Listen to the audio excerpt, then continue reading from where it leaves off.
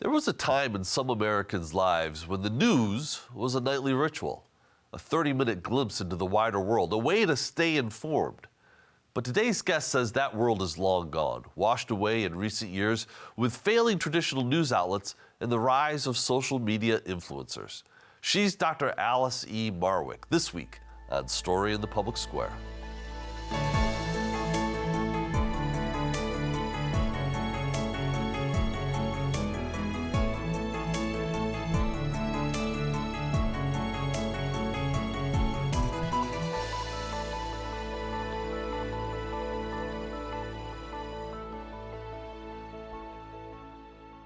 Hello and welcome to Story in the Public Square, where storytelling meets public affairs. I'm Jim Ludis from the Pell Center at Salve Regina University. And I'm G. Wayne Miller, also with Salve's Pell Center. And our guest this week is Dr. Alice E. Marwick, a former professor of communication at the University of North Carolina. She's now the director of research at Data and Society, a nonprofit organization in New York studying the impact of new technology on society. Alice, thank you so much for being with us. Thanks for having me. You know, I came across your work years ago, but there was a piece that you wrote just in December that really resonated with me. It was a piece for the Nieman Lab up at Harvard University in which you made two predictions for 2025. The first was, and I'm quoting, that the mainstream media will lose its last grip on relevancy and, again, still quoting, the fundamental gap in understanding between partisan Americans will widen. So on those two cheery notes, let's start this conversation. Maybe you could walk us through both of those big points. Sure. So, I approached this as how can I write a hot take? And I was able to integrate a lot of thoughts I'd had because I wrote this right after the election. And one of the things that came really clear to me during the election was that there was this set of concerns that were being discussed in the mainstream media, and yet the overall political discussions that were going on were not really in the mainstream media. They were on, podcasts, they were on social media, they were on, all these sort of partisan and fringe spaces. And the concerns that the mainstream media were pushing through just didn't seem to be getting picked up by the public. And so I started looking into this, and I have been studying both online celebrity and the far right for many years. And I think we're in this really interesting time where we have this one group of people who are still really committed to mainstream news consumption, which is probably many of your listeners and the three of us. You've got a group of people who are mostly consuming political news as part of a news feed, whether that's on TikTok or Facebook or Twitter. And so it's mixed in with pop culture and sports and family information and all kinds of other things. And then you have another group of people who really don't pay attention to the news. If they know anything about the news, it's just something they heard from somebody else. And the gap between how these groups of people are understanding the way the world works are getting further and further apart to the point where it's getting very difficult, I think, to find common ground. So, the question that leaps to my mind is, how do we even begin to have a conversation as a nation in that kind of balkanized information ecosystem? Because if I'm dependent upon having a conversation with my neighbor based on what we all saw in the morning paper, but they're getting their news off of some feed on TikTok, how do we find anything in common to talk about? That's a really good question. And I think there are a couple of different ways to look at it. The first is that we're always going to have commonalities that aren't based around news and politics, right? We're going to have commonalities around things that are going on in our communities, with our families, with our interests. And I think Americans are really eager for those kinds of opportunities, right? Those kinds of civic opportunities and ability to connect with people in their communities that aren't necessarily polarized or partisan and don't need to be. The second is that it is really hard when you don't have a fundamental base of understanding from which to start. So if you're somebody who, for example, thinks that, immigrants in Springfield, Illinois were eating dogs and cats, and you heard President Trump talk about that, and then you went onto social media and you found all of these news sites that show proof that this is happening, you and I are not going to be able to have an agreement about that. We're not going to get to a point where we can agree on whether or not that happens. So then it is, do we approach those disagreements with animosity and dislike of each other? Do we ignore them? I don't know that people have quite figured out what that looks like yet. What would you like it to look like, Alice?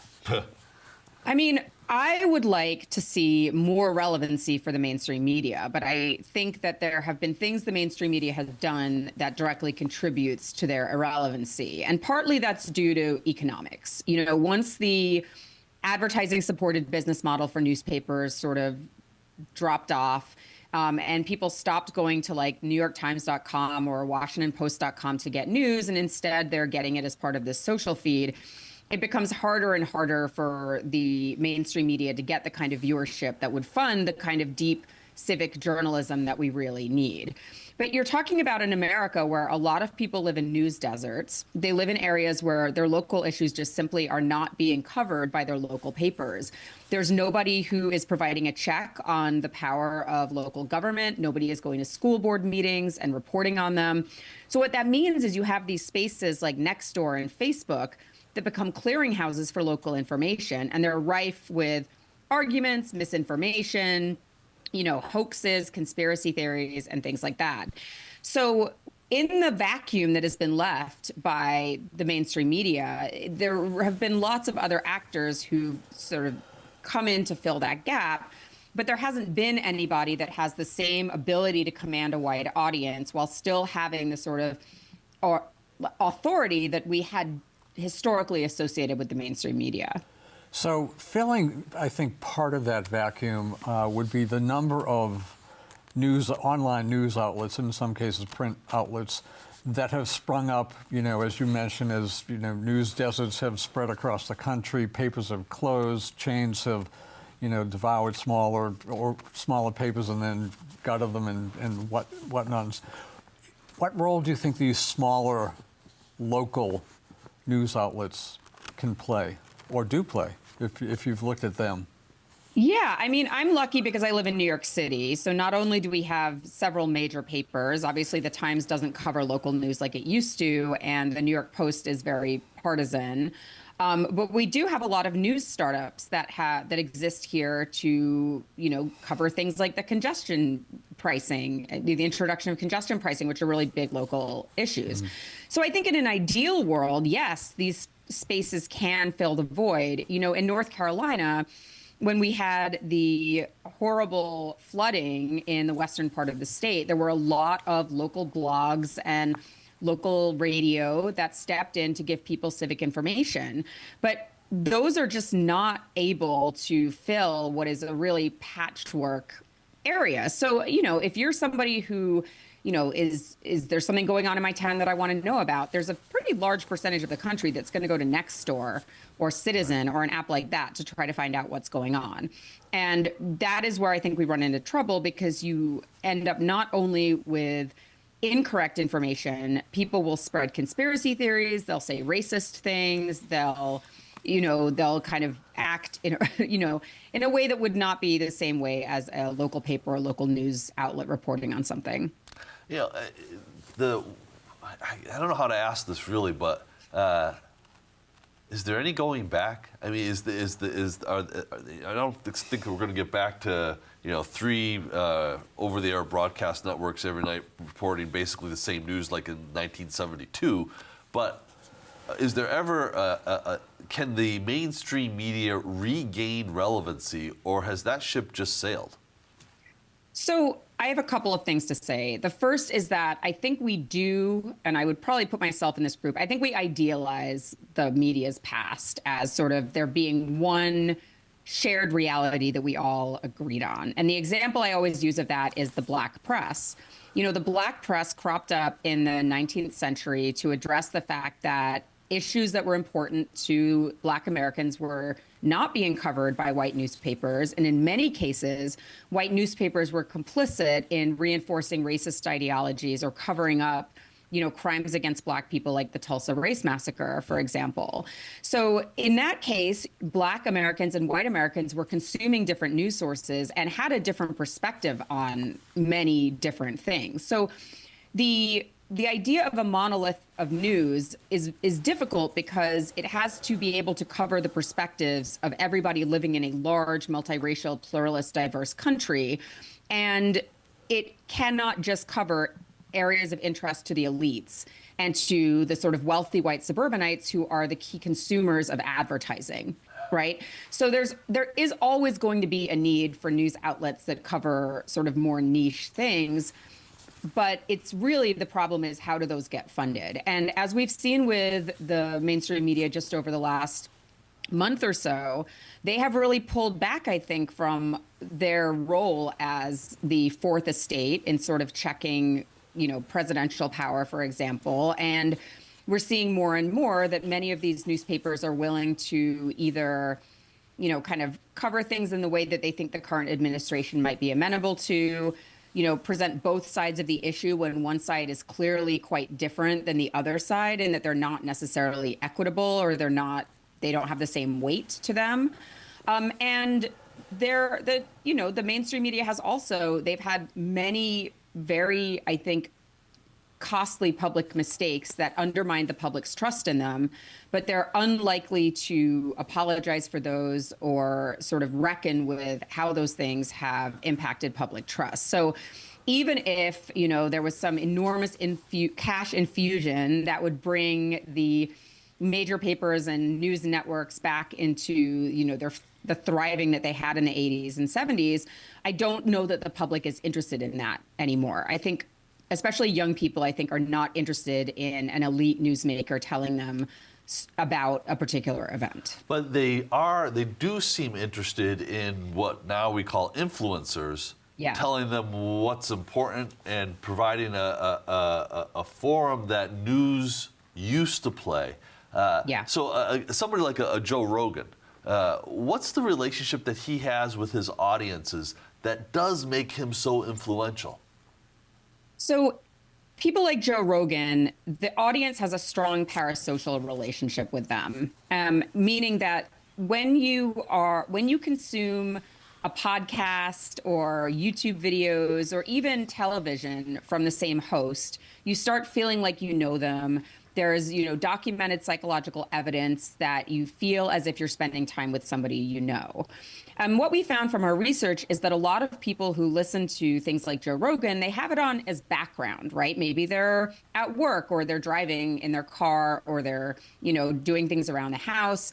And so they're just going to listen to these episodes regardless of what the topics are about. They're just interested in checking in with, their trusted friend, Joe.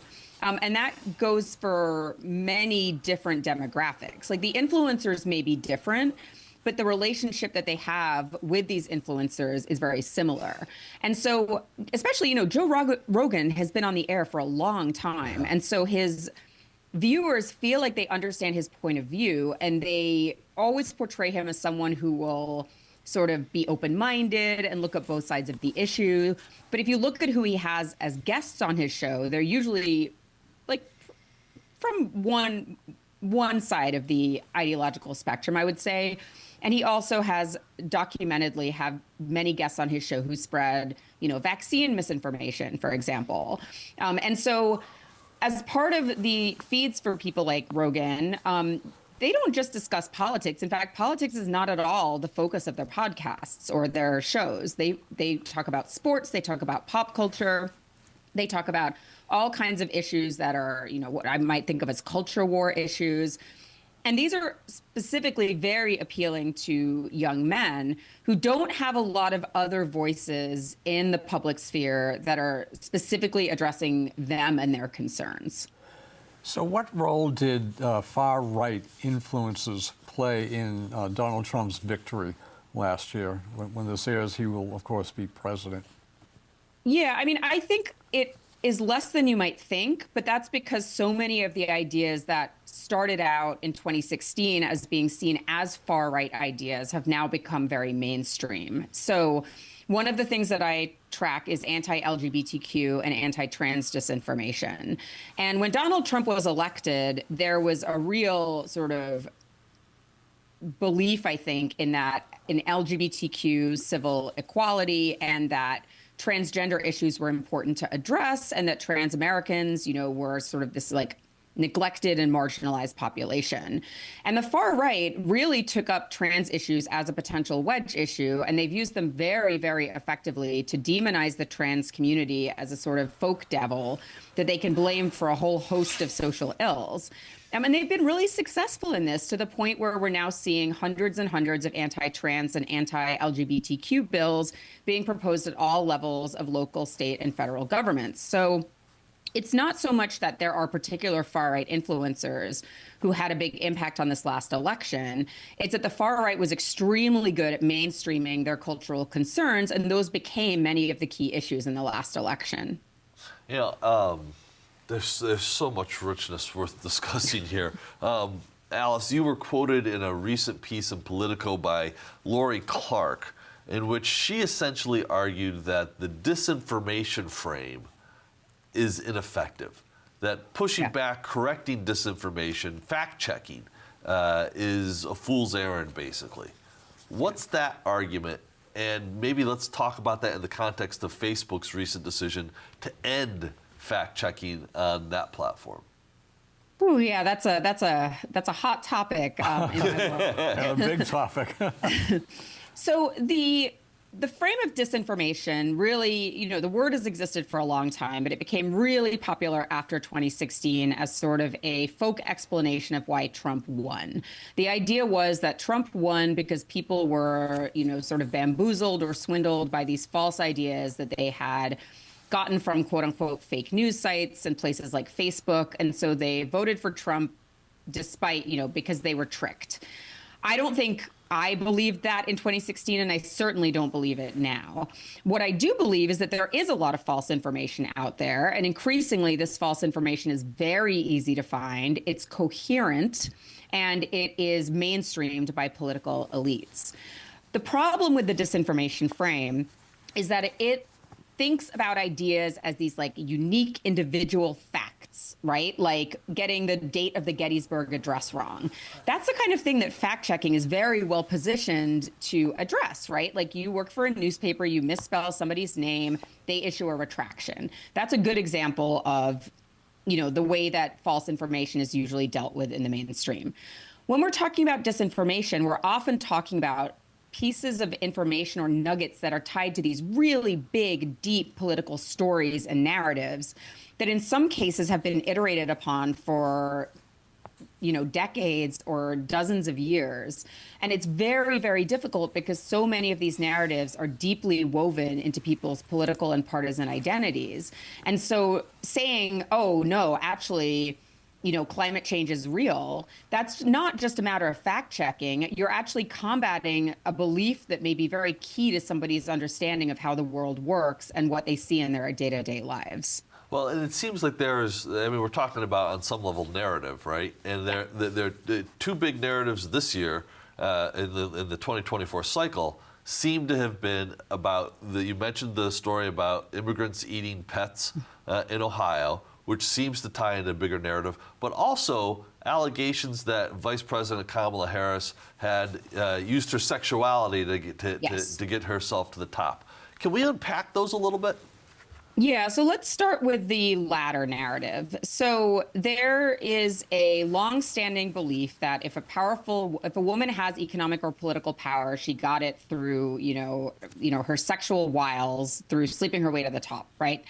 And historically, women didn't have access to a lot of economic and political power. And a lot of the way that women were able to gain that power was through marriage or through an alliance with a man, right? So there, you sort of understand vaguely where this comes from. But it becomes this way to discredit any woman's accomplishments by saying, oh, well, it's not because she's smart or motivated or driven. It's because of a man who sort of propped her up. And we can see how incredibly sticky this narrative is. The day after the Politico piece came out, I got an email from a senior scholar saying, I read your article on disinformation and I disagreed with it because Kamala Harris did sleep her way to the top. And to me, that really illustrated how pervasive these narratives are, because this is somebody who is a scholar, is an academic, has access to Google, right, can easily look and see that Kamala Harris has many, many fine accomplishments that have nothing to do with her romantic or interpersonal relationships. And on the flip side of that, in one of the things that a lot of feminist academics have been doing over the last few years is reading the acknowledgement sections of old academic books and seeing how often male academics thanked their wives as their typists, their editors, their research assistants, and in many cases, their co-authors. And these women are completely uncredited and they're never given sort of names as collaborators. But this was a very common thing that happened in academic couples, in the 50s, 60s, 70s. And so on one hand, you have women's accomplishments being attributed to men. And on the other hand, you have the fact that there were some men who were being propped up by women's accomplishments, but that's never leveraged against them as a critique. And so looking at this as in a larger landscape, it's a landscape of misogyny, right? Of being unwilling to accept that women can be powerful without their association with men. And because that is such a sticky narrative, it means that every time it rears its head, people are eager to believe it because they're very familiar with it. And they probably can think in their head of other examples that they've seen, even if those examples weren't true. So if fact-checking is not the answer, how do we bridge the gap between the great divisions now in America? What's the key there? So this is where it gets tricky because I'm a disinformation researcher, and since 2016, there have been thousands of hours of research and millions of dollars spent, and we are no closer to solving the problem of disinformation than we were then. In fact, I think we're further away from solving it than we were then because companies like Meta and X have decided to basically abandon their commitment to combating disinformation. And so it's much more rampant online than it was. So we do understand a lot more about disinformation, but the things we understand is that it is really tied to identity and that it's not just coming from social media. It comes from politicians. It comes from, influential people. It comes from our new president. And so when you're looking at combating this, you're not just looking at, say, trying to get an individual person to change their beliefs. You're trying to change a culture in which lying about things for political gain has become a standard part of the political landscape. And there are virtually no ramifications for candidates who blatantly lie to the American public. So I worry that sometimes that we look at solutions that are focused on individuals or we look at solutions that are focused on social platforms, where the real problem is something that's much more systemic and endemic to the sort of sad state of American news and politics in 2025. What does that mean for the viability of little r Republican government then? Oof. Just some easy questions. Oh, yeah, it's just a little chat. Yeah. Interview. Yeah. I mean, your guess is as good as mine, to be clear. Like, my expertise really lies in how people process information Sure. and how media narratives affect the way that people see themselves and their communities. And unfortunately, I think that the fragmented state of media and, what academics would call an epistemic fragmentation, and that there's a different sense of what is true and what is false, it means that focusing on the things that we have in common end up looking like things like sports and weather, right? Like small talk. And that makes it very difficult when you're trying to work together with people to solve political problems or even just social problems, like problems in your community, for example. So what about the role of artificial intelligence? We haven't discussed that, but that's in the mix here too. What are your thoughts on that? So when we talk about AI, we're mostly talking about generative AI, sites like ChatGPT, where you put in a text prompt and you get information out, or sites like DALL-E, where you ask it to draw you a picture and it creates something.